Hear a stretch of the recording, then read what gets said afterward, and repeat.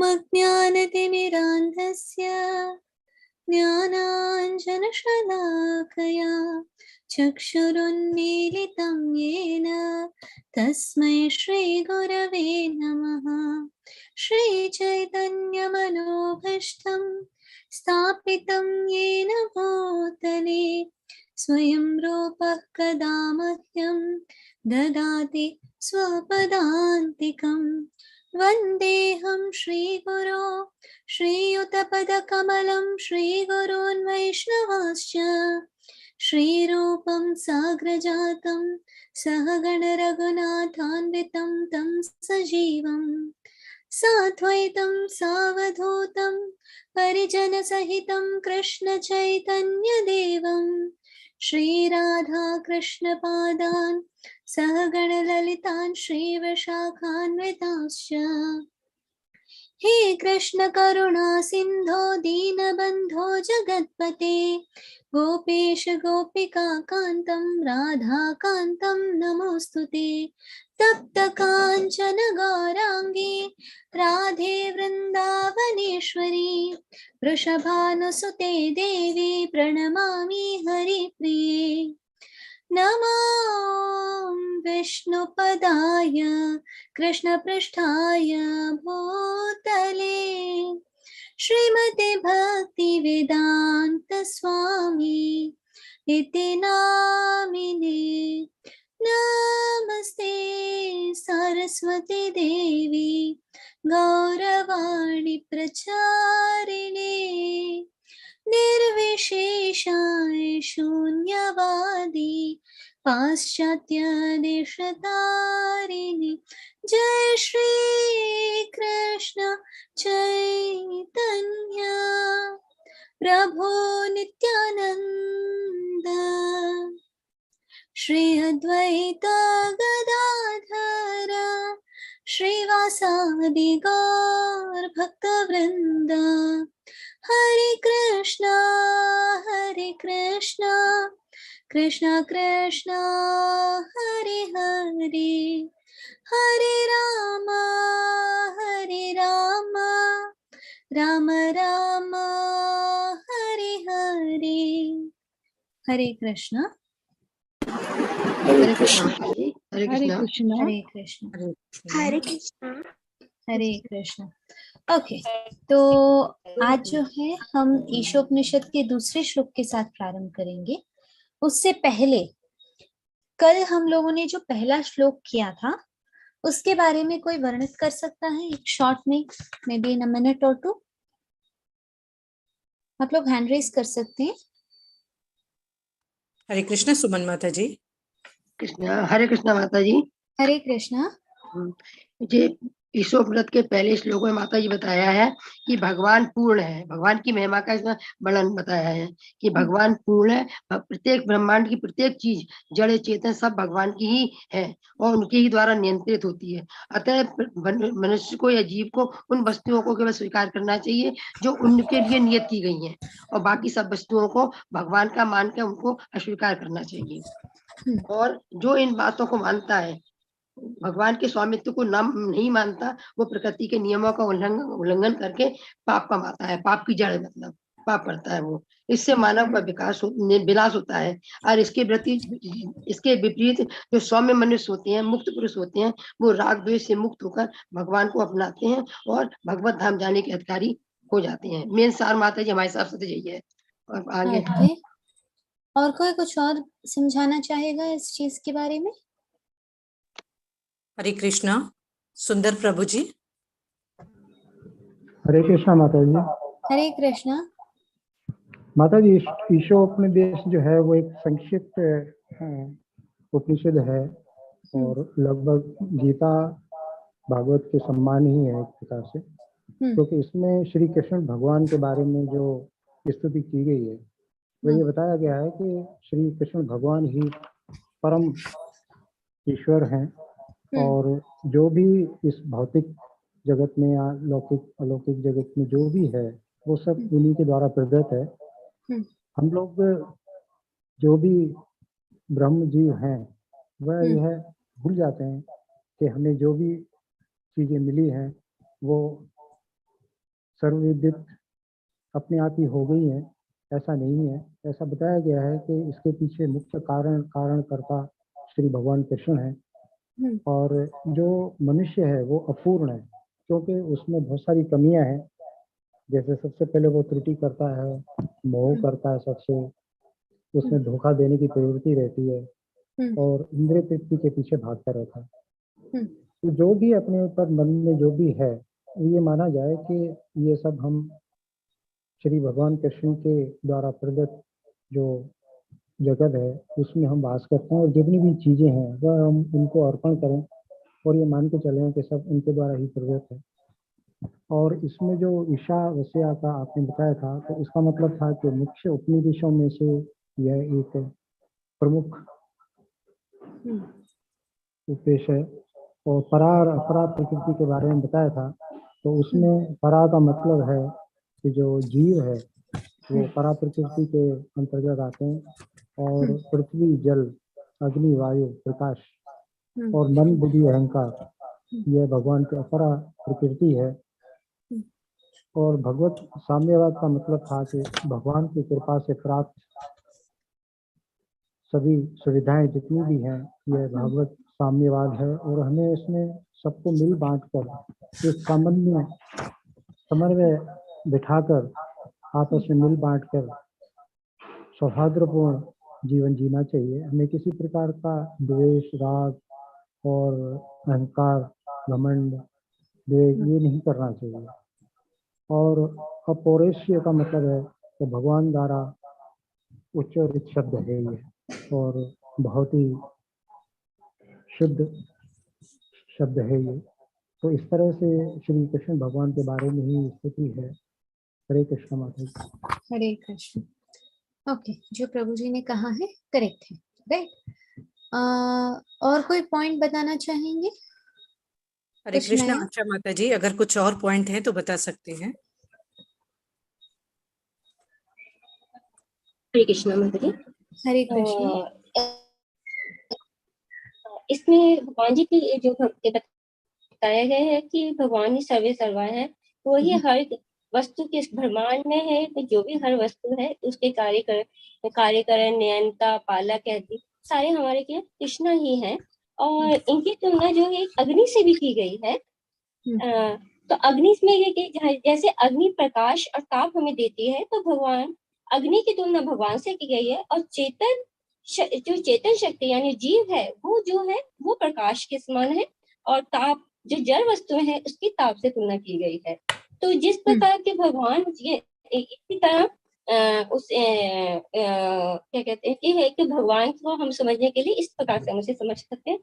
तो दूसरी तरफ हमें ये भी कहा जाता है कि भगवान जो है उदाहरण के हिसाब से समझाया गया हमें इसमें कि घर एक जिस तरह भगवान जो है हर वस्तु की नियंत्रण है, तो इस तरह किंतु जो भी उन्होंने वस्तु हमें प्रदान की है या हमें दी है, जीवों की हर सुविधाएं इसमें यहाँ पे उपलब्ध है कि जीव उसको उपयोग करे। पर उसका आखिरी लक्ष्य यही है उन चीजों का उपयोग करे, पर अंतिम लक्ष्य क्या है? वो भगवान की ही भक्ति करना है उसे।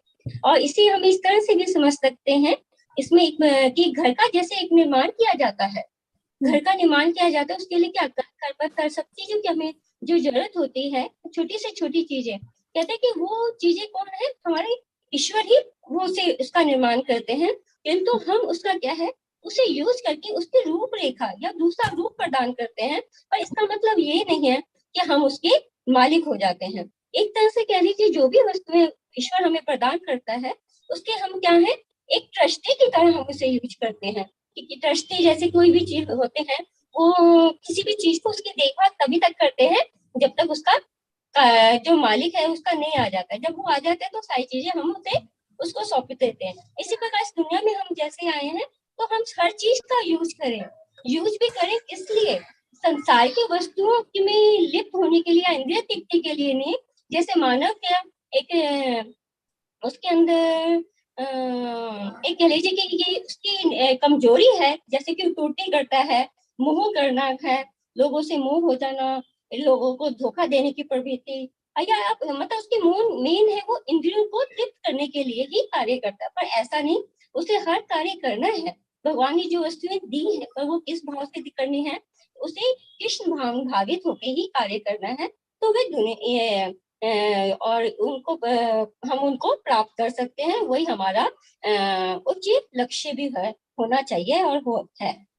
हरे कृष्णा माता जी। हरे कृष्ण। धन्यवाद माता जी। तो स्पेसिफिकली कल के श्लोक में हमने यही देखा कि भगवान ही सर्वोपरि है, उनकी प्राप्ति के लिए ही सब कुछ होता है इस संसार में। जो कुछ भी हमें मिला है वो भी भगवान से ही मिला है। भगवान ही पूर्ण है, परिपूर्ण भगवान है, भगवान से ही सब कुछ हमें प्राप्त हुआ है। तो आज के श्लोक में हम जानेंगे स्पेसिफिकली ईशोपनिषद 2 है, सॉरी, यहाँ बताया गया है कुर्वन्नेवेह कर्माणि जिजीविषेच्छतः समः एवं त्वयेनान्येते अस्ति न कर्म लिप्यते नर। यानी कुर्वन यानी निरंतर किसी चीज को करना, किसी एक प्रकार से किसी चीज को निरंतर करना इस काल में या इस जीवन में जो है कर्म कहलाता है। और यही जीने की इच्छा करें कि हम 100 बार यानी शतम यानी 100 बार 100 वर्ष, समा यानी संवत्सर या वर्ष को बताया गया है, इस तरह रहे कि हमें दूसरे पथ को जो है स्पेसिफिकली ऐसा कोई पथ चुनना ना पड़े जहां वापस से हमें कर्म के बोध में, कर्म के बंधन में बंधना पड़े। तो इसका जो है अनुवाद हम समझ सकते हैं, यदि मनुष्य इस प्रकार निरंतर कार्य करता रहे तो वह सैकड़ों वर्षों तक जीने की आकांक्षा कर सकता है, क्योंकि इस प्रकार का कार्य उसे कर्म के नियम से नहीं बांधेगा। मनुष्य के लिए इसके अतिरिक्त कोई दूसरा मार्ग नहीं है।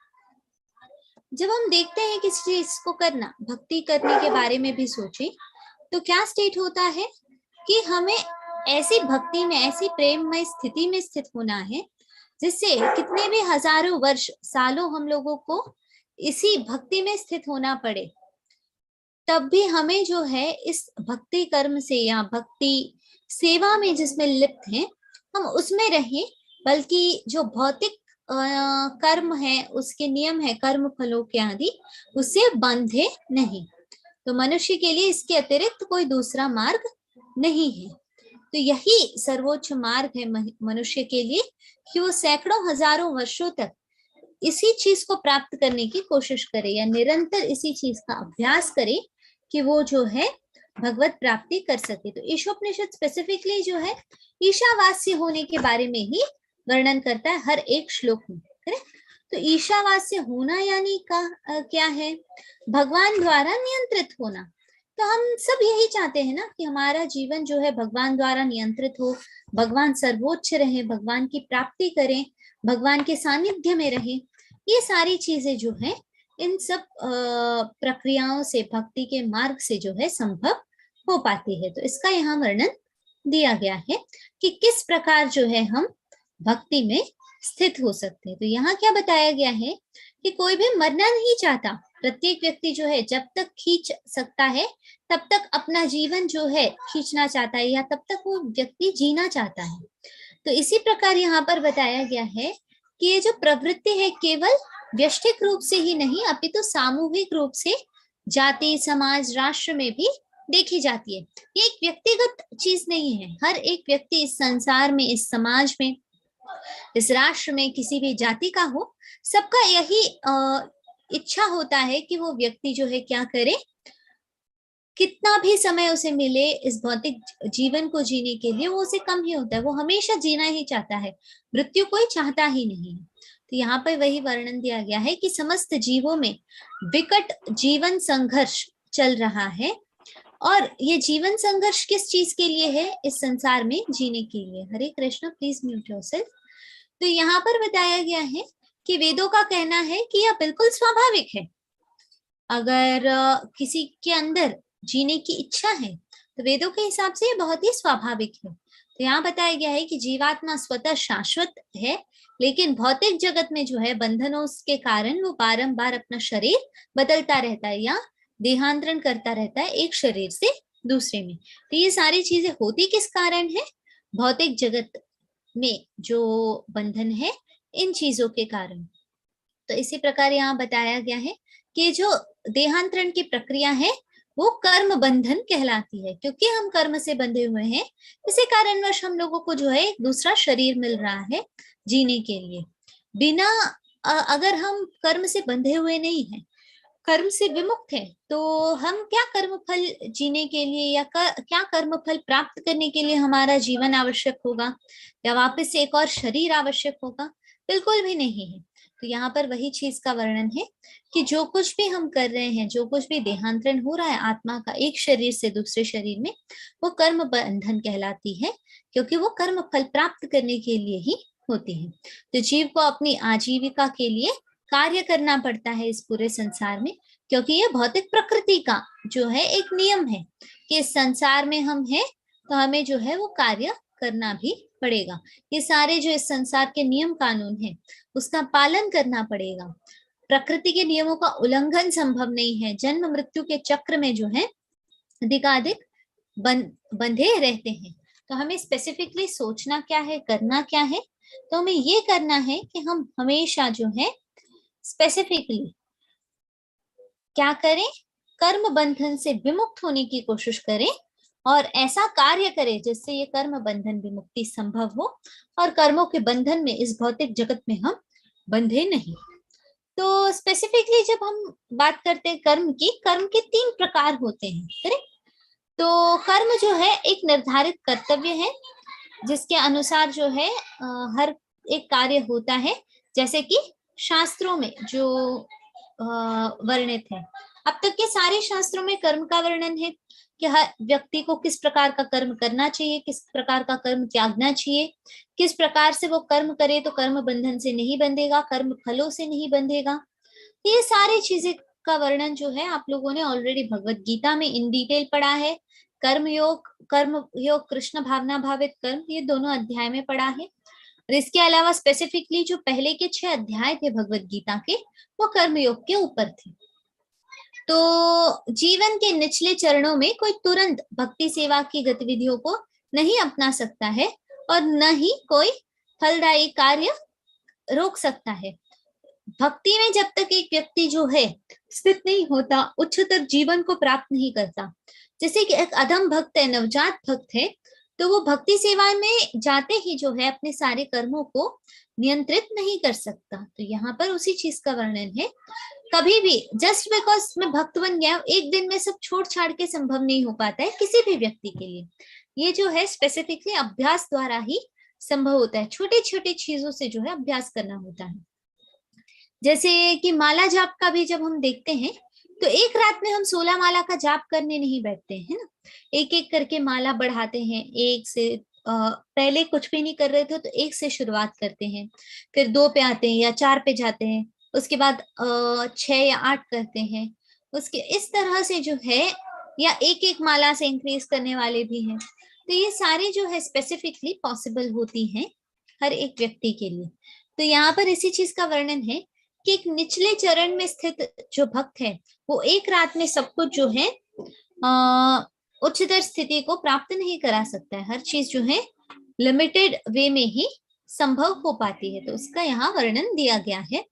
स्पेसिफिकली जब आप देखें कर्म बंधन का, तो ये जो जीव स्वभाव से शाश्वत है, नित्य है, लेकिन भौतिक अस्तित्व में बंधने के कारण जो है बारंबार इसे जो है अपना शरीर बदलना पड़ता है।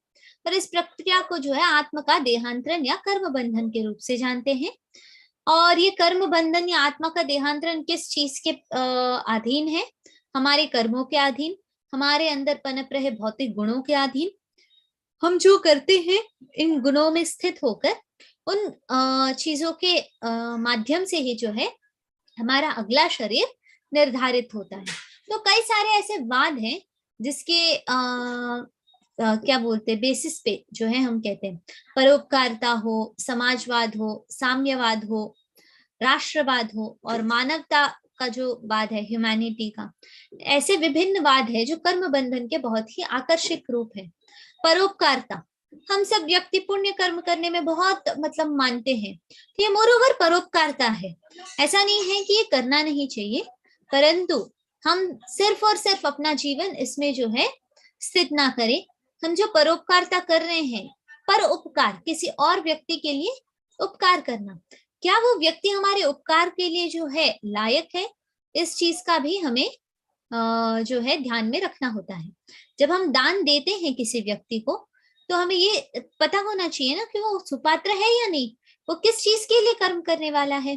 परोपकारता में तो धन दान देना या औषधि दान देना, आहार दान देना, हर प्रकार का दान जो है परोपकारता में आता है। तो हमें ये तो पता होना चाहिए ना कि वो व्यक्ति जो है लायक है या नहीं इस दान को स्वीकार करने के लिए, या वो व्यक्ति इस दान से करेगा क्या। क्योंकि हम दान दे रहे हैं तो हमें सुपात्र को देख के ध्यान देना है। अगर ऐसे ही हम लोगों ने दान दे दिया तो हो सकता है हमारा जो स्थिति है जीवन में वो और भी नीचे गिर जाए, क्योंकि वो व्यक्ति कुछ गलत कर्म कर सकता है हमारे दान में दिए हुए पैसों से। तो ये सारी चीजें जो है हमें देखना होता है। समाजवाद यानी समाज में जब हम स्थित हैं तो ऐसी कई सारी चीजें हैं जिसे लेकर चलना पड़ता है, परंतु उससे हमें कर्म बंधन में स्थित नहीं होना है। साम्यवाद हो, राष्ट्रवाद हो, ये सारे ऐसे कई सारे वाद हैं जिसमें स्थित होना गलत नहीं है, पर किस हद तक स्थित है, क्या वो कर्म बंधन उत्पन्न कर रहे हैं, ये सारी चीजों के बारे में जानना आवश्यक है। तो यार, लेकिन अगर कोई ऊपर रहना चाहता है तो उसे ईश्वर केंद्रित बनना चाहिए। तो परिवार का आदमी, परोपकारी, समाजवादी आदि बनने में कोई बुराई नहीं है। अगर कोई व्यक्ति और उच्चतर स्थिति को प्राप्त करना चाहिए तो उसे जो है ईश्वर केंद्रित, भगवान के प्रति केंद्रित होना चाहिए, भगवत भक्ति के प्रति केंद्रित होना चाहिए। परंतु परिवार में रहना चाहता है तो एक नॉर्मल आदमी बन के रहना चाहता है तो परोपकारी बने, समाजवादी बने या कोई और बने, तो इससे कोई मतलब नहीं रह जाता है। तो यहाँ पर इसी का वर्णन है कि आध्यात्मिक और भौतिक कर्मों में किस प्रकार से भेदभाव संभव है और किस प्रकार से हम इसे समझें। स्पेसिफिकली यहाँ बताया गया है कि जो श्री ईशोपनिषद है और भगवत गीता दोनों ही भावना के अनुसार परोपकारी गतिविधियां या कर्म योग के वर्णन करते हैं, राइट। तो यहाँ स्पेसिफिकली जो है ये सारी चीजें इसी प्रकार से हमें समझाई गई हैं कि कोई व्यक्ति जो है क्यों, क्या करे, कैसे करे। परोपकारता जो है एक कर्म का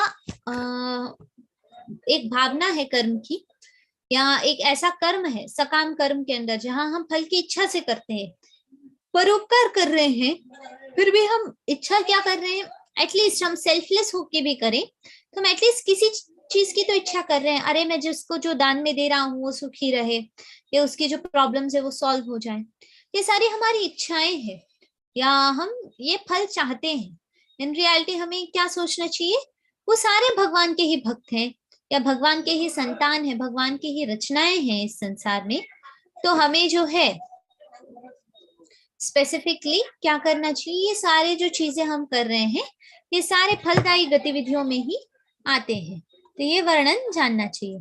तो स्पेसिफिकली जैसे यहाँ एक क्वेश्चन है कि एक फिशरमैन को हम फिश नेट के लिए पैसे दें तो क्या गलत है। स्पेसिफिकली वो फिश का जो है मृत्यु होने वाला है, तो ऑफ कोर्स किसी पशु पक्षी की मृत्यु के लिए आप दान में दे रहे हैं तो वो गलत ही होता है, क्योंकि पशु पक्षी भी भगवान से रचित जीव ही हैं, राइट। तो इन सब चीजों का वर्णन है। नेक्स्ट जो है कर्म का वर्णन है, विकर्म, कर्म और अकर्म, जिसका वर्णन ऑलरेडी आप लोग जान चुके हैं। तो आपके तरफ से आप लोग मतलब बता सकते हैं विकर्म यानी क्या है, अकर्म यानी क्या है, कर्म यानी क्या है। इवन हम लोगों ने जो है लास्ट पिछले हफ्ते जो है इस चीज का वर्णन किया था फ्राइडे को। हैंड रेज कर सकते हैं आप लोग जो भी इन सब चीजों के बारे में बताना चाहते हैं। हरे कृष्णा आशा माता जी। हरे कृष्णा। कर्म सकर्म कर्म वो है जो कि हम भी वेदों के हिसाब से, वेदों के नियम के अनुसार करते हैं, वो हमारे सकर्म कहलाते हैं। और विकर्म वो है जो कि हम कर्म के विपरीत, वेदों के जो विधि विधान दिए गए उसके विपरीत कार्य किया जाता है, वो विकर्म है। हम अपने उसमें मनमाने ढंग से उसमें कार्य अपनी इच्छा अनुसार उसमें अपने नियम बनाते हैं जो। और अकर्म वो कर्म कहलाते हैं जो कि हम प्रत्येक कर्म कृष्ण भावना भावित होकर करते हैं, यानी हर कार्य हम कृष्णा को समर्पित करके किया जाता है, वो कार्य अकर्म कहलाता है। हरे कृष्ण माता जी। हरे कृष्ण। और कोई इसके अतिरिक्त कुछ और कहना चाहेंगे?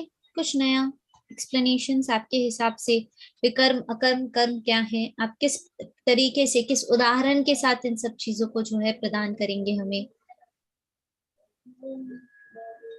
हरे कृष्णा। किसी की अलग पॉइंट है तो वो बोल सकते हैं, वरना हैंड डाउन कर दीजिए। हरे कृष्णा माता जी, मैं बताऊं? जी बोलिए। बताइए। हरे कृष्णा माता जी, विकर्म जो शास्त्र वैदिक साहित्य के विरुद्ध कर्म किए जाते हैं उन्हें विकर्म कहते हैं। और कर्म भी दो टाइप के होते हैं। एक सकाम कर्म होता है, एक निष्काम कर्म होता है। सकाम कर्म जो किसी उद्देश्य से किया जाता है, जैसे धन प्राप्ति है, पुत्र प्राप्ति है, इस उद्देश्य से जो कर्म किए जाते हैं सकाम कर्मी होते हैं।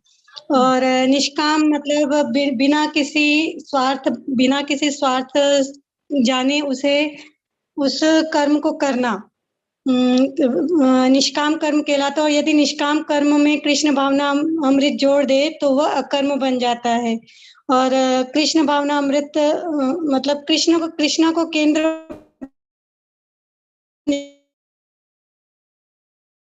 को लेके, और अकर्म में हम कर्म बंधन से मुक्त रहते हैं।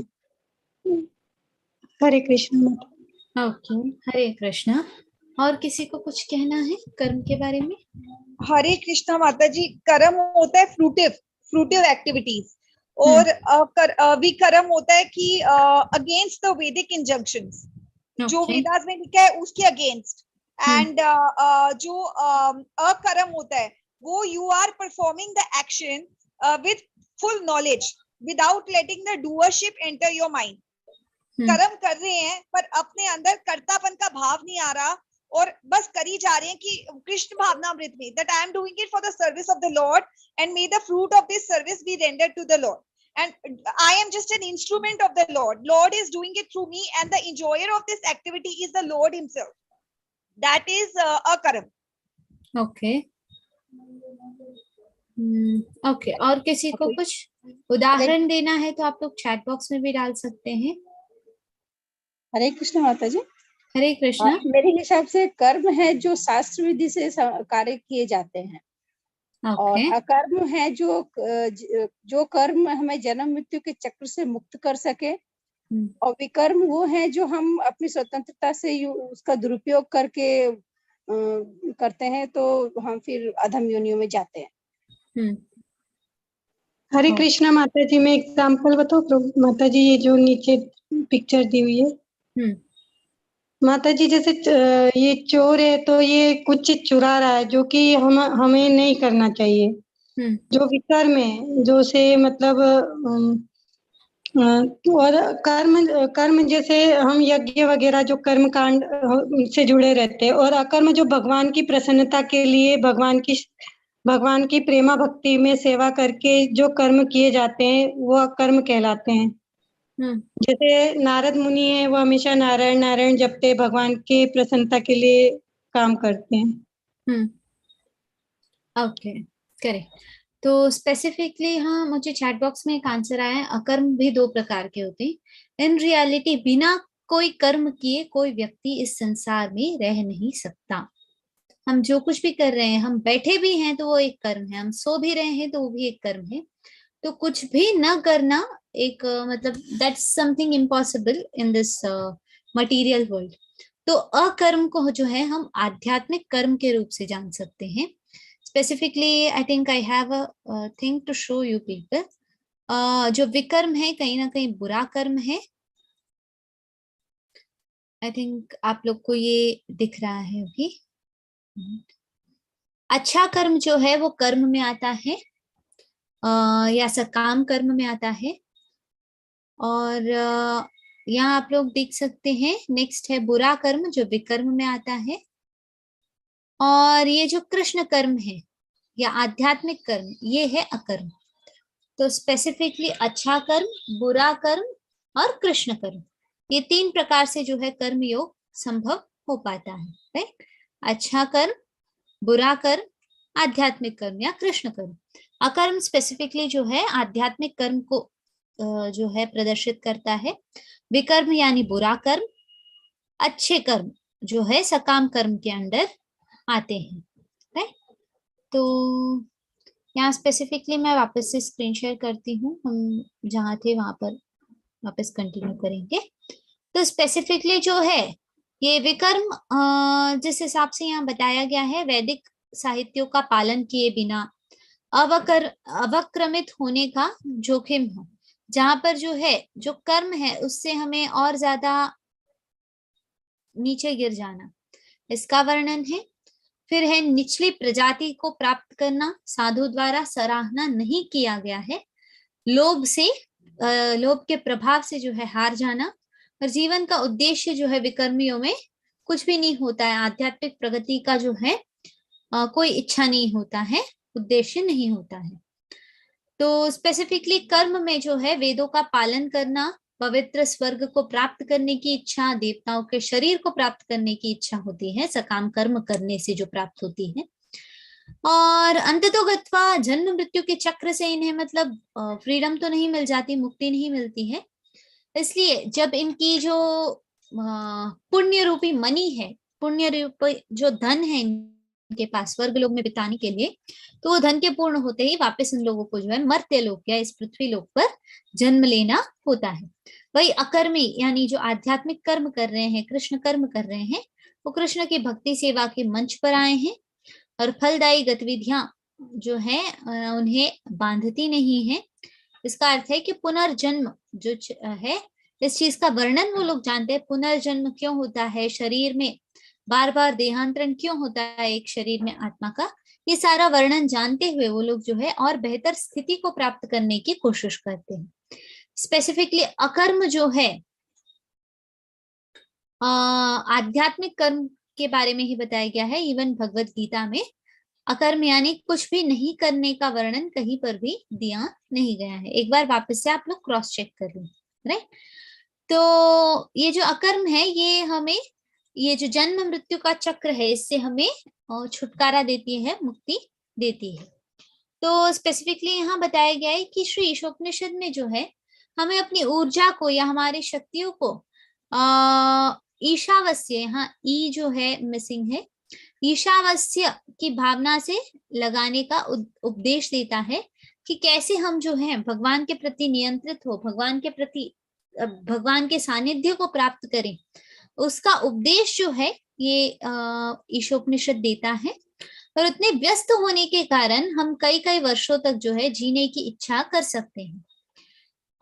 ये इच्छा जीने की जो है किसके प्रति होनी चाहिए, इन रियलिटी ईशावास्य होनी चाहिए या भगवान के प्रति जो है केंद्रित होनी चाहिए, तब जाके ये अच्छा होता है। अन्यथा लंबे जीवन का अपने आप में कोई मूल्य नहीं होता है। जब तक हम इसे जो है भगवान के प्रति ईशावास्य नहीं बनाते हमारे इस जीवन को, जीने की इच्छा को, तो क्या होगा, इसके कारण जो है बंधन उत्पन्न होंगे या इस लंबे जीवन जो हमें मिला है उसका कोई मूल्य नहीं रहेगा।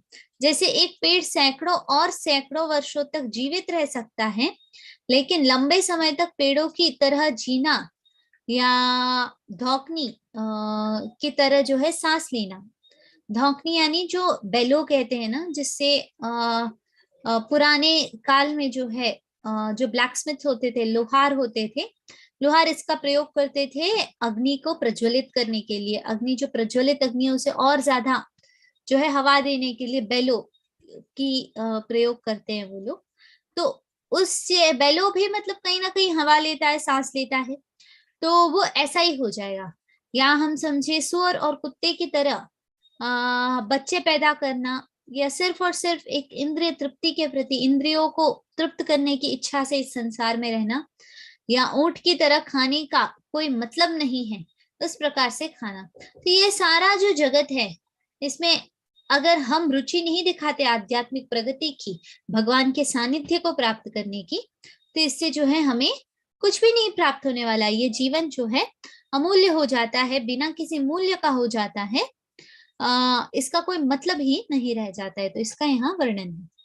स्पेसिफिकली आज का क्वेश्चन होगा आप लोगों का, कर्म अकर्म और विकर्म को परिभाषित करना है आपको।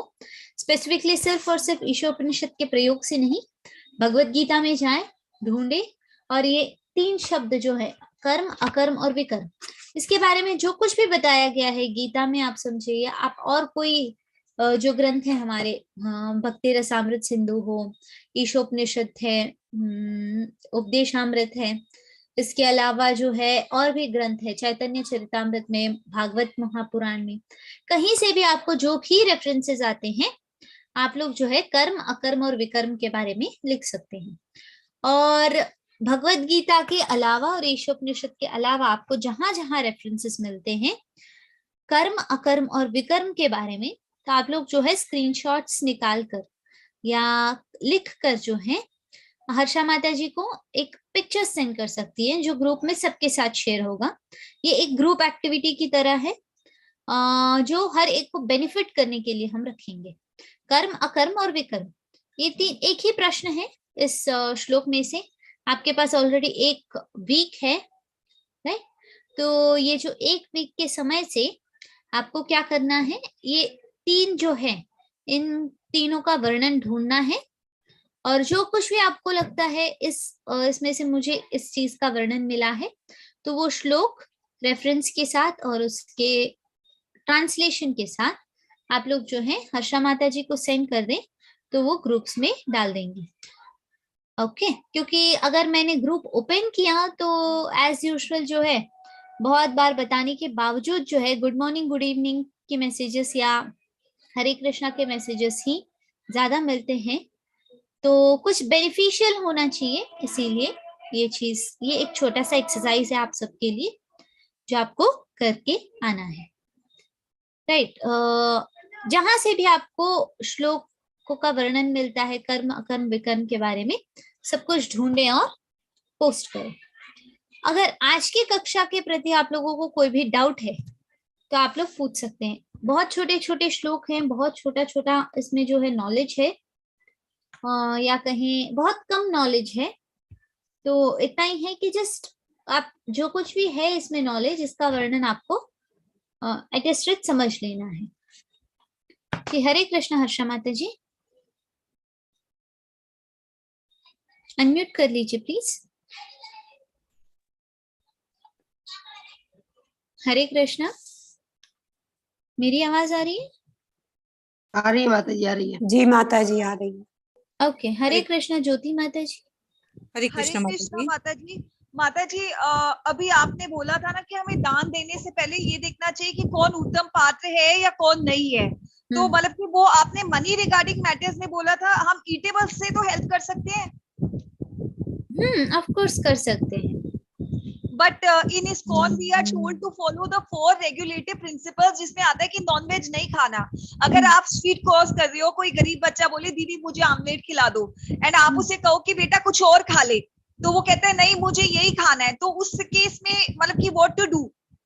Don't provide him, that's it माता जी। Not to help him in that, no, because आप जो है आहार रूपी कुछ भी दे सकते हैं, परंतु भगवान ने कहीं पर भी या अब तक शास्त्रों में कहीं पर भी ये वर्णन नहीं दिया गया है कि आप जो है मांसाहार जो है आहार रूप में सेवन कर सकते हैं। ओके, तो आप अगर उस व्यक्ति को, उस बच्चे को अगर आप मांसाहार के रूप में खिला रही हैं कुछ भी, तो वो मांसाहार का जो सेक्शन है आप ही उसके लिए पे कर रही हैं, तो ऑफ कोर्स वो आप ही के अकाउंट में आया ना कि मैंने किया है ये। तो आप एक पशु पक्षी का या हम कहे एक फ्यूचर में जो जीव के रूप में कन्वर्ट होना था, वो उसे आप रोक रही हैं या उसकी हत्या कर रही हैं। तो कहीं ना कहीं खा कोई और रहा है, बट कोई तो इनिशिएटिव तो आप ही का है ना, तो that is not to be considered.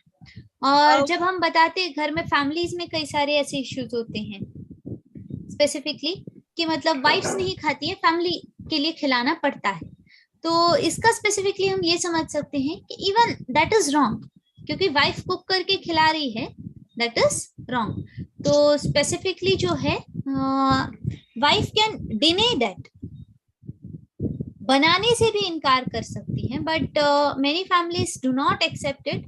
तो एटलीस्ट जब तक एडवांस नहीं होते वो भक्ति में, कोशिश इतना ही करना है कि एडवांस होने तक, जब तक वो और बेटर नहीं करते, जितना हो सके उतना अवॉइड करें इस चीज को। एंड वन मोर क्वेश्चन, हमें होममेड वेजिटेरियन फूड से उनकी हेल्प कर सकते हैं? ऑफ कोर्स कर सकते हैं, आप वेजिटेरियन फूड से आप प्रोवाइड कर सकती हैं। Okay, thank you. Hare Krishna माता जी। माता जी, मेरा कॉल आ गया था, इसके लिए म्यूट हो गया था, सॉरी। नो प्रॉब्लम, बताइए। माता जी, उपदेशामृत में श्लोक 10 में ये कर्म विकर्म के बारे में जो बताया गया है, उसमें एक लाइन आती है, जो लोग पाप कर्म में लगे हैं वे पतित होकर पशुओं, वृक्षों तथा पौधों के रूप में जन्म लेते हैं। इस प्रकार जो सकाम कर्मी वैदिक आदेशों की परवाह नहीं करते, अर्थात विकर्मी, वे विद्वान साधु पुरुषों द्वारा प्रशंसित नहीं होते। इसका थोड़ा मुझे समझ में नहीं आया माता जी। सकाम कर्मी वैदिक आदेशों की परवाह नहीं करते, अर्थात जो सकाम कर्म की इच्छा, सकाम कर्म यानी क्या? फलदायी गतिविधियां जी, ना, फल की इच्छा से हम कोई कर्म कर रहे हैं, वो कर्म अगर हम वैदिक जो शास्त्रों के सिद्धांत दिए गए हैं, जो मार्ग बताए गए हैं वेदों में, उसकी क्या बोलते हैं, उसे एक्सेप्ट न करते हुए उसके अगेंस्ट करें, यानी विकर्म हो गया वो। तो मतलब वो सकाम कर्मी है, आप किसी चीज की इच्छा से ही कर्म कर रही हैं, पर वो इच्छा जो है वेदों से एक्सेप्टेड नहीं है, वेदों में जो दिया गया है उससे एक्सेप्टेड नहीं है, या क्या कहें, वो एक गलत कार्य है, तो विकर्म बन जाता है। विकर्म में भी इच्छा के बिना तो वो नहीं कर रहे हैं ना, इच्छा के साथ ही कर रहे हैं, तो एक प्रकार का सकाम कर्म ही है जो गलत मार्ग में है। और ये जो गलत मार्ग से जो कुछ भी किया जाता है, उसका जो कुछ भी फल होता है, उसे कोई भी विद्वान व्यक्ति जो है उसे सही नहीं मानता है। हो सकता है उस कर्म के कारण उसे कुछ अच्छा फल मिल गया हो, उस व्यक्ति को लगे कि ये मेरे जीवन में अच्छा फल है, परंतु वो अच्छा फल नहीं माना जाता है, क्योंकि उसके जो इफेक्ट्स हैं, आफ्टर इफेक्ट्स उसके बहुत होते हैं, जिसे हैंडल करना पड़ता है। माता जी, इसके कोई एग्जाम्पल मिल सकता है? जैसे, हाँ, नो प्रॉब्लम। जैसे कि आप देखें, रावण का जो हम एग्जाम्पल देखते हैं, तो स्पेसिफिकली रावण जो है एक बहुत बड़ा विद्वान था, शास्त्रों में शास्त्रज्ञ था, वो बहुत कुछ जानता था, परंतु क्या है कि वो विनम्रता सब कुछ जानता था, परंतु उसने अपनी इच्छा के लिए, अपनी इच्छा के पूर्ति के लिए उसने क्या किया, सीता मैया का अपहरण किया, और ऊपर से यहाँ धरती से मतलब स्वर्ग तक वो सीढ़ी बनाना चाहता था, क्योंकि स्वर्ग के लिए उसके पास डायरेक्ट रास्ता हो। तो ये सारी चीजें किसी इच्छा के लिए कर रहा है। वो शास्त्रज्ञ है, वेदों के बारे में जानता भी है, फिर भी जो है वो कर क्या रहा है, वो उसके विपरीत कार्य कर रहा है, तो ये विकर्म है। और इन चीजों को किसी भी विद्वान व्यक्ति ने जो है कभी भी रावण को जो है एक बेहतर व्यक्ति के रूप में नहीं देखा, या उसकी स्थिति जो है भक्तों में गणना नहीं की, या उसका जो ज्ञान है उसे एक्सेप्ट नहीं किया। हम में से कितने लोग जानते हैं कि रावण जो है औषधि कला में, या जो वे क्या बोलते हैं, चिकित्सा में जो है बहुत श्रेष्ठ था, बहुत कम लोग जानते हैं। करेक्ट? क्यों इन सब चीजों की चर्चा नहीं होती है? क्यों ये सारी चीजें शास्त्रों से जो है इतनी उभर कर बाहर नहीं आती हैं? क्योंकि उसके जो गलत कार्य हैं उस पर भी उसके अच्छे चीजों पर भी प्रभावित कर देते हैं, या उसके अच्छे चीजों को भी सप्रेस कर देते हैं, उस प्रकार की स्थिति में होते हैं। तो इसी प्रकार विकर्म जो भी व्यक्ति करता है, वो कितना भी अच्छा कर ले और बट उसका विकर्म ही उभर कर बाहर दिखता है। तो इसीलिए जो है विद्वान व्यक्ति भी विकर्मियों का जो है कभी भी एक्सेप्ट नहीं करते हैं, कि विकर्मी जो भी करे, जो भी बोले, उस चीज को कभी एक्सेप्ट ना करना, यही सिद्धांत होता है, या यही सही होता है। जी माता जी, धन्यवाद माता जी, अच्छे से कृष्ण। समझ गए। हरे कृष्णा। नेक्स्ट सुमन माता जी, सुमन लता त्यागी माता जी। हरे कृष्णा माता जी। माता जी, जैसे आपने अभी एक बात बताई कि हमको, सपोज मैं एक एग्जांपल लेती हूँ कि कोई व्यक्ति है, उसके पास कुछ भी काम नहीं है सपोज करने के लिए, रोजी रोटी के लिए, और उसको कोई ऐसा काम मिलता है जिसमें कि उसको फिश का पालन करना पड़े और उसको बेचना पड़े, और जबकि फिश का अल्टीमेट वही है कि उसको लोग मार के खाएंगे। तो जो फिश का पालन करना अगर उसको नहीं करता, तो उसके घर में मान लो कोई भूखा मर जाए या उनके पास खाने के लिए बिना हो, तो मतलब जीविका के लिए अगर वो कोई भी अपना काम अपनाता है तो क्या वो भी विकर्म में आएगा? स्पेसिफिकली माता जी, ये विकर्म, अकर्म और सकाम कर्म जो कुछ भी है, हम एक भक्त की नजर से देखने की कोशिश करें। जब कोई भक्त वो करता है तो गलत है, बट अगर वो व्यक्ति भक्ति में इंटरेस्टेड है ही नहीं और स्पेसिफिकली वो इस भौतिक जीवन में जो संघर्ष है उसी को बेहतर करने के लिए कर रहा है, तो वो ऑफकोर्स रजोगुण में स्थित होकर, तमोगुण में स्थित होकर ये सारे कार्य कर रहा है। आप मना करें, मैं मना करें, करूं, उस किसी भी चीज से उसके ऊपर कोई प्रभाव नहीं पड़ेगा, क्योंकि वो अपनी भौतिक इच्छा की पूर्ति के लिए करेगा। राइट। तो यहाँ पर जो अकर्म, विकर्म और सकाम कर्म है, ये सारी चीजें एक भक्त बनकर, एक भक्त बनने के लिए या एक भक्ति में स्थित जो भक्त होता है उसे क्या अवॉइड करना चाहिए, क्या करना चाहिए, उसका वर्णन है यहाँ पर स्पेसिफिकली। हाँ हाँ जी, हाँ जी। तो माता जी, जैसे मान लो कोई भक्त भी है और उसके सामने जीविका उपार्जन का विषय है कि उसके पास कोई काम नहीं है और वो इस काम को अपना लेता है, तो उसे नहीं अपनाना चाहिए। और स्पेसिफिकली एक भक्त कभी भी इस कर्म को अपनाने के लिए तैयार ही नहीं होगा। रियलिटी इज दैट, क्योंकि एक भक्त के अंदर ऐसी भावना होती है कि दूसरे जो जीव होते हैं वो मेरा नहीं है, मैं उसका स्वामी हूं नहीं, भगवान उसके स्वामी है, तो उसका जो कुछ भी है भगवान ही पूर्ण रूप से उसे जो है जो जो रचना है सब कुछ भगवान के कारण है, तो मैं उसका स्वामी कैसे बन गया, और उसके जीवन को छीनने का हक इस व्यक्ति के पास नहीं होता है। करेक्ट। तो इस प्रकार से हम समझ सकते हैं एक भक्त कभी भी इस कार्य को अपनाने के लिए तैयार नहीं होगा।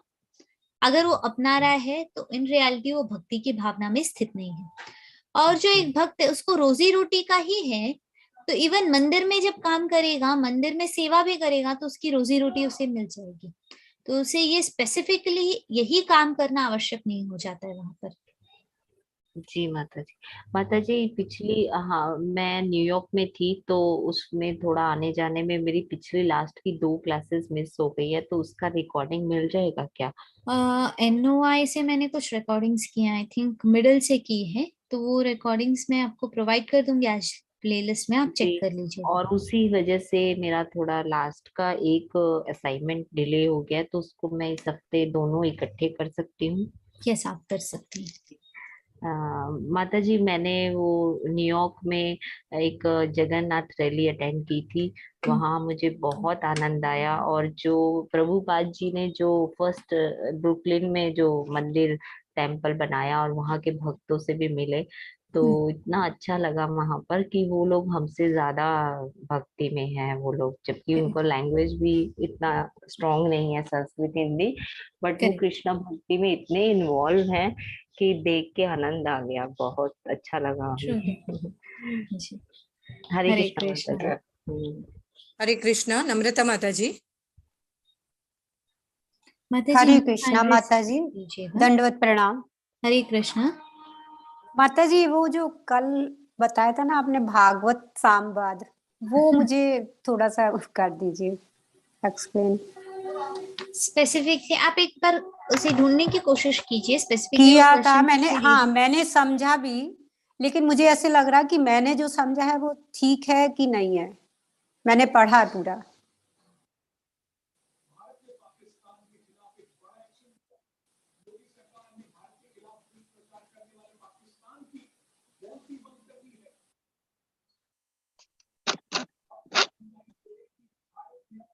हरे कृष्णा माता जी।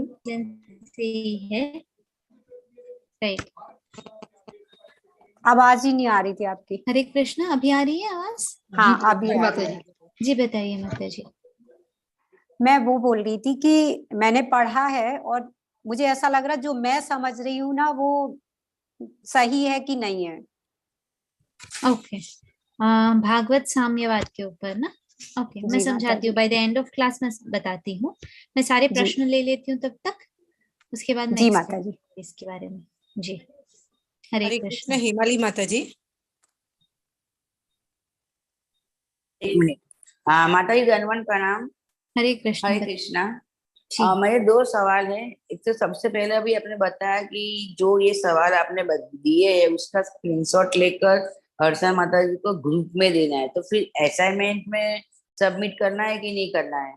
असाइनमेंट में भी करना है। जो कुछ भी ओके। आपको एक्स्ट्रा रेफरेंसेस मिल रहे हैं हाँ। उससे जो है आपको ग्रुप में भी शेयर करना है, ताकि बाकी को भी पता चले। सबको हर एक रेफरेंस मिलना पॉसिबल नहीं है, किसी ने कुछ ढूंढा, कुछ और एक्स्ट्रा मिल गया, हाँ। तो वो सारी चीजें आप ग्रुप में शेयर करने के लिए हर्षा माता जी को दे देंगी, तो अच्छा। She will share it in group, ताकि सबको सब कुछ मिल जाए। अच्छा, अब फाइन। और दूसरा, ये जो कल का और आज का दोनों का पीपीटी मिलेगा ना? हेलो। ऑफ कोर्स मिलेगा जी, मिलेगा हाँ। मिलेगा। हाँ, तो उसके साथ हरे क्योंकि कृष्णा। उसमें जो पॉइंट्स होते हैं इसको हम डेवलप कर सकते हैं, इसलिए मैंने बोला। हरे कृष्णा। आवाज आ रही है मेरी? हेलो। मेरी आवाज आ रही है? हरे कृष्ण। माता जी हाँ जी, दोनों हाँ की जी आ आवाज रही आ माता जी, आ रही है, आ रही है। दोनों आ माता रही जी है। की आवाज। हाँ, तो मतलब पीपीटी जी, मिलेगा हाँ और यही आपको क्वेश्चन मिलेगा हमें मिलेगा। असाइनमेंट का लिंक भी उसमें आ जाएगा ना, राइट? हेलो।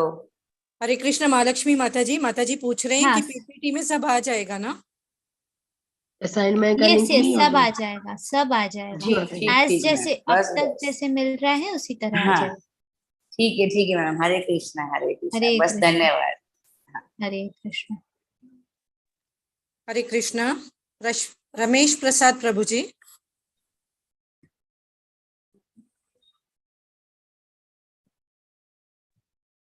हरे कृष्णा। रमेश प्रसाद प्रभु जी। हरे कृष्णा माता जी। हरे कृष्णा। आवाज आ रही मेरी माता जी? जी जी, बताइए। माता जी, ये जो है पहले उपदेशामृत का क्लास चला, अब जो है ईशोपनिषद शुरू हो रहा है, इसके बाद कौन सा आएगा? भक्ति रसामृत सिंधु। अच्छा, कल आप बता रही थी ना कि अब ये खत्म हो जाएगा, इसीलिए मैं पूछ रहा था। जी, भक्ति रसामृत सिंधु के साथ हम स्टार्ट करेंगे। अच्छा, इसके बाद अभी ये कंप्लीट होने के बाद वो शुरू होगा? हाँ। अच्छा माता जी, मैं ये पूछ रहा था कि जैसे मुझे यात्रा में जाना है, तो ये जैसे मंगल आरती मैं घर में करता हूँ और ये पूजा उजा, तो फिर यात्रा में तो डिसकंटिन्यू हो जाए, कैसे होगा फिर? घर में कोई और हो तो वो कर सकते हैं प्रभु। नहीं, घर में तो अब हम दोनों तो जा ही रहे हैं ना, मथुरा वृंदावन जा रहे हैं, दर्शन करने। ओके, तो स्पेसिफिकली आप देख सकते हैं आपके अगल बगल में कोई जो है रेडी है जैसे कि करने के लिए तो। जैसे कि ये 4:30 बजे का मंगल आरती जो लिंक में है, उसके लिए अटेंड करने के लिए तो क्या उसके लिए नहाना धोना जरूरी है कि वैसे कर सकते हैं? नॉर्मली तो नहाना धोना जरूरी है, बट अच्छा। अगर किसी कारणवश नहीं हो पा रहा है तो ठीक है। हाँ, थोड़ा हेल्थ इशू है और वैसे कर सकते हैं। हाँ, कर सकते हैं आप, ऐसा नहीं है कि और आप नहीं कर सकते, बट हाँ कोशिश इतना होगा, बेटर यही होगा कि आप जो है स्पेसिफिकली क्या बोलते हैं तैयार आदि होके करें, बट नहीं हो हाँ, तो पाता यार है तो चलेगा। हाँ वो तो कर ही लेंगे, लेकिन जैसे कि ट्रेन में जा रहे हैं तो ये हमारा जो जप माला है, 8 माला मैं करता हूँ। अब ट्रेन में जा रहे हैं तो क्या वहां तो नहाने वहाने को मिलेगा नहीं, तो ऐसे कर सकते हैं जप माला? हाँ, कर सकते हैं, आप कर सकते हैं। मतलब ये मोबाइल वगैरह पर कर सकते हैं, माला तो नहीं छुएंगे ना वैसे बिना नहाए धोए? माला आप कर सकते हैं, सिर्फ हाथ पैर धो के आप कर सकते हैं। ठीक है माता जी, ठीक है। मतलब हाथ पैर धो के माला ट्रेन में भी कर सकते हैं? यस, आप कर सकते हैं। होटल में, ट्रेन में, कहीं भी कर किया जा सकता है? हाँ, कर सकते हैं। और ये मंगल आरती में ज्योति अटेंड कर जगाना होता सकते है? हैं, हाँ? आप अटेंड कर सकते हैं मंगल आरती ऑनलाइन। घर पे अगर करना नहीं हो पा रहा है, कोशिश कीजिए कि कोई और बाजू में, जैसे कि कोई नेबर्स हैं जो एटलीस्ट प्रसाद आदि वितरण कर सके तो बेटर होगा। नहीं, हम तो जा रहे हैं ना, तो हम तो वही जो हमारा पीरियड वहाँ यात्रा का है उसी का पूछ रहे। बाकी घर में तो हम नियम से करते हैं, जो भी नियम आपने बताया हुआ है उसी हिसाब से करते हैं। ये मैं तो इसलिए पूछ रहा था कि गाड़ी में जाना है या होटल में रहना है, तो उसके लिए। जी, आप जैसे अगर आपके जो अर्च विग्रह हैं वो छोटे हैं, आप कैरी कर सकते हैं अपने साथ, तो एक अलग बक्से में कैरी भी कर सकते हैं।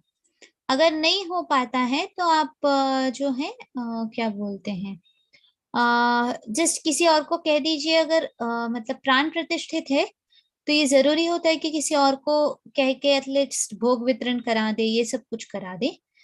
अगर प्राण प्रतिष्ठित नहीं है तो हाँ, आप यात्रा से वापस आकर अपनी जो सेवा है वो प्रारंभ कर सकते हैं वापस से। ठीक है माता जी। जी, हरे कृष्ण। हरे कृष्ण माता जी। हरे कृष्ण। एला आशा माता जी। माता जी। हरे कृष्णा। माता जी, मेरा 2 क्वेश्चन है। एक तो जो कल के श्लोक का है, उसमें एक था कि 2 पक्षों के हाथ में बम होना। यहाँ बम से क्या अभिप्राय है? स्पेसिफिकली जैसे क्वेश्चन बता दीजिए। पहले आप नहीं, आप बता दीजिए, कंप्लीट कर दीजिए। नहीं, क्वेश्चन था दूसरा माता जी। बताइए। दूसरा क्वेश्चन शाकाहारी से रिलेटेड था कि हम मानते हैं कि हमें शाकाहारी भोजन करना चाहिए, पर जैसे शाकाहारी भोजन है, वनस्पति वगैरह, वो भी एक जीवित में ही माने जाते हैं कि उनमें भी एक जान होती है, वो भी सांस वगैरह लेते हैं, कार्बन डाइऑक्साइड, ऑक्सीजन वगैरह। तो क्या और जैसे हम दही वगैरह यूज करते हैं तो उनमें भी होते हैं जीवाणु, तो ऐसी कंडीशन में कैसे, क्या हम स्पेसिफिकली है कि माता जी, जब आप प्लांट्स की बात करते हैं, आप प्लांट को पूरी तरह से जो है जमीन से उखाड़कर उसका प्रयोग नहीं करते हैं, करेक्ट? जैसे अभी आलू आदि है तो आप प्रयोग करके भी उसे वापस से उगाने की कोशिश होती है। और अगर आप पूरे फल फूल के देखें, सब्जी देखें, ये सब आप पूरे जो पेड़ है या जो वनस्पति है उसे पूरी तरह से उखाड़ के उसका प्रयोग नहीं करते हैं। और गेहूं आदि है वो कब लेते हैं आप? जब पूर्ण रूप से पक जाता है। वो अगर आप ले ना ले, वो वनस्पति का सूखना जो है स्वाभाविक रूप से संभव होता है, तो उस तरीके की स्थिति में लेते हैं आप। और गाय हो या जो आप दही आदि का सब बात जो कर रहे हैं, स्पेसिफिकली ये सारी चीजें एक बाई प्रोडक्ट्स के रूप में मिलती है हमें। ये हम जो है पूर्ण रूप से क्या बोलते हैं, किसी भी चीज को हानि पहुंचाकर हमें नहीं मिल रही है। वही मांसाहार में हम खुद हानि पहुंचा रहे हैं, करेक्ट? तो हानि पहुंचाकर ना करना, हम कहीं पर भी यहाँ पर किसी और जीव को हानि नहीं पहुंचा रहे हैं जब हम कुछ ले रहे हैं अपने जीवन के लिए। बट जब मांसाहार हो तो वहां किसी और जीव को हानि पहुंच रही है या किसी जीव के अस्तित्व का जो है समाप्ति हो रही है, तो इस प्रकार की स्थिति में करना वो गलत है। हरे माता जी। हाँ, दूसरा हाँ, जब स्पेसिफिकली जब बताते हैं 2 पक्षों के बीच जब सही ज्ञान ना हो, सही प्रकार का व्यवहार ना हो, तो आप किसी को भी कुछ भी दे दो, वो बहुत ही सेफेस्ट चीज भी क्यों ना हो इस संसार में, तो वो आतंक ही मचाते हैं। तो इसी प्रकार अगर एक व्यक्ति के हाथ में आप बम दे दे, जो सही प्रकार का ज्ञान नहीं रखते, सही प्रकार का कम्युनिकेशन नहीं रखते किसी व्यक्ति के प्रति, तो ऑफ कोर्स वो चीज जो है हानि पहुंचाना उसका संभव है ही है। ये साम्यवाद और पूंजीवादी के संदर्भ में बताया गया है माता जी। जी जी। हरे कृष्ण। हरे कृष्ण। हरे कृष्ण। रोशनी माता जी। माता जी, ये लास्ट क्वेश्चन होगा, फिर मैं भागवत साम्यवाद का आंसर देके विल फिनिश। हरे कृष्ण माता जी। हरे कृष्ण।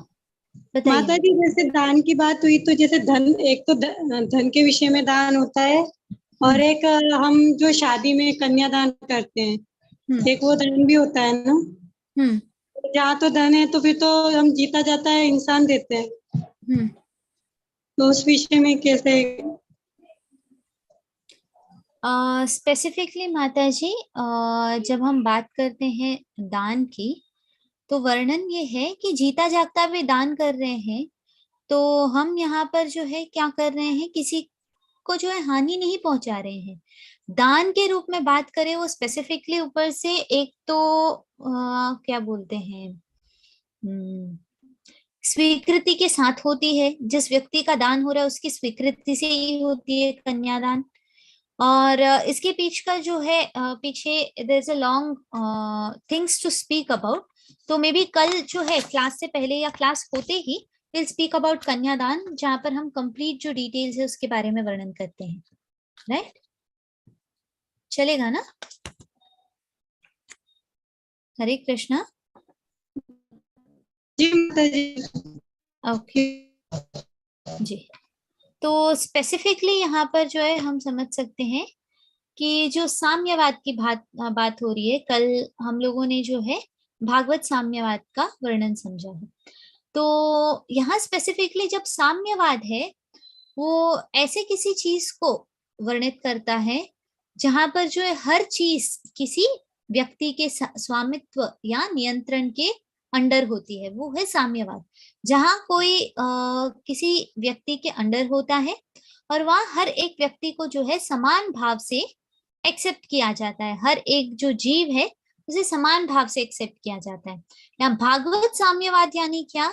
ईशावास्य, जहाँ हम भगवान के सानिध्य में होना चाहते हैं और हम ये जानते हैं कि भगवान हम सबको जो है एक प्रकार से, एक नजर से देखते हैं और भगवान के लिए जो है हम सब समान हैं। तो इस रूप से जब हम देखते हैं तो ये जो स्थिति है, ये जो प्रकार है या ये जो प्रक्रिया है, इसे जो है हम भागवत साम्यवाद के रूप से समझते हैं। आई थिंक क्लियर है या वापस एक्सप्लेन करूं मैं एक बार? जी माता जी, समझ में आया जी। हरे कृष्ण। हरे कृष्णा माता जी, धन्यवाद। हरे कृष्ण। ओके, तो हम यहाँ आज की कक्षा कंप्लीट करते हैं। नेक्स्ट वीक थर्सडे को कन्यादान के बारे में भी वर्णन से हम समझेंगे कि वो किस प्रकार के दान में आता है। और थर्ड और फोर्थ श्लोका के साथ आगे बढ़ेंगे। तो कोशिश कीजिएगा कि आप लोग एक बार पढ़ के आए थर्ड और फोर्थ श्लोका, ताकि कोई भी और डाउट्स हो, डिटेल्स हो, तो हम बात कर सकते हैं उस बारे में। जी माता जी। वाञ्छकल्पतरुभ्यश्च कृपा सिन्धुभ्य एव च पतितानां पावनेभ्यो वैष्णवेभ्यो नमो नमः। अनंत कोटि वैष्णव वृंद की जय। श्रीला प्रभुपाद जी की जय। हरे कृष्ण।